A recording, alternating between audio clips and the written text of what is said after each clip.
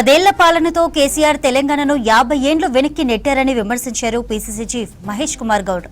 10 ఏళ్లు ముఖ్యమంత్రిగా పనిచేసిన కేసీఆర్ కవిత ప్రశ్నలకు సమాధానం చెప్పలేని పరిస్థితి ఉందన్నారు. కల్వకుంట్ల ఫ్యామిలీలో వివాదంతోనే కేసీఆర్ సతమతమవుతున్నట్లు చెప్పారు మహేష్ కుమార్ గౌడ్. బీఆర్ఎస్ కు భవిష్యత్తు లేదని, ప్రజల గురించి పట్టించుకోకుండా నేతలు పదవుల గురించి పాకులాడుతున్నారని ఫైర్ అయ్యారు.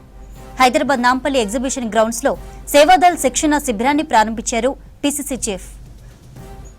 ఈ దేశంలో ప్రజాస్వామ్యానికి తూట్లు పొడిచే విధంగా రాజ్యాంగాన్ని పక్కన పెట్టి తన సొంత రాజ్యాంగం నిర్మించుకోవాలనే తపనలో బీజేపీ ప్రభుత్వం, మోడీ ప్రభుత్వం రాజ్యాంగబద్ధ సంస్థలన్నిటి కూడా నిర్వీర్యం చేస్తూ ముందుకు పోతున్న తరుణంలో కాంగ్రెస్ పార్టీ తన వంతు కర్తవ్యంగా ప్రజాస్వామ్యాన్ని, రాజ్యాంగాన్ని పరిరక్షించుకునే ప్రయత్నం చేస్తూ ఉంది.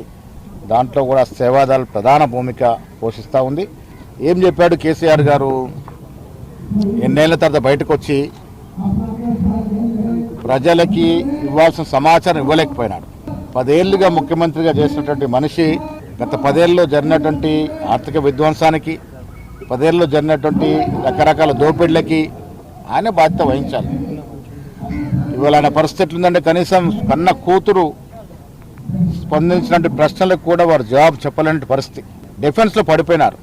ఈ రాష్ట్రంలో వారు 10 ఏళ్ళు పాలన చేసిన తీరు పట్ల విసిగినటువంటి తెలంగాణ ప్రజలు మళ్ళీ బీఆర్ఎస్ని ఆదరించే పరిస్థితే లేదు. ఒకవైపు కొడుకు, ఒకవైపు కూతురు, ఒకవైపు అల్లుడు, 4-5 మధ్యన పదవుల కోసం పోటీ పడేటువంటి కార్యక్రమం అక్కడ జరుగుతూ ఉంది తప్ప ప్రజల గురించి పట్టించుకునేటువంటి పాపాన లేదు. అక్కడ నాయకులు కూడా, టీఆర్ఎస్ నాయకులు కూడా దిక్కులు చూస్తూ ఉన్నారు.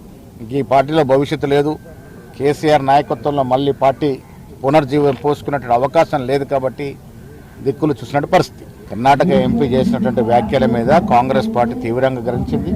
ఆనాడు తెలంగాణ ఇచ్చింది సోనియా గాంధీ గారు, యూపీఏ ప్రభుత్వం. ఆనాడు పార్లమెంట్లో టీఆర్ఎస్ పార్లమెంట్ సభ్యుల సంఖ్య ఎంత? 2 మాత్రమే. 2తో బిల్లు కాలే కదా. కాంగ్రెస్ పార్టీ తన వ్యూహంలో భాగంగా ఈ దేశంలో ఉన్నటువంటి పార్లమెంట్ సభ్యులందరినీ కూడా జత చేసి బిల్లు పాస్ అవడానికి దోహదపడింది. తెలంగాణ నిర్మాణం యొక్క క్రెడిట్ అంతా కూడా సోనియా గాంధీ గారికే పోతుంది. కేసీఆర్ ఉద్యమంలో ఉన్నారు కాబట్టి ప్రజలు ఆదరించి ముఖ్యమంత్రి ఇస్తే ఈ తెలంగాణని 50 ఏళ్ళు వెనక్కి నెట్టినాడు.